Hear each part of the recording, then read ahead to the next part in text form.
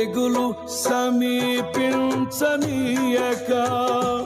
ఏ కీడైన దరి చేరనీయక, ఆపదలన్నీ తొలగే వరకు, ఆత్మలో నెమ్మది కలిగే వరకు,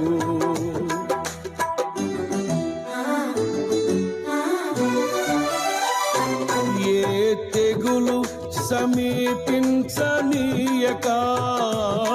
ఏ కీడైన దరి చేరనీయక, ఆపదలన్నీ తొలగే వరకు, ఆత్మలో నెమ్మది కలిగే వరకు, నా భారము మోసి బాసటగా నిలిచి ఆదరించితివి.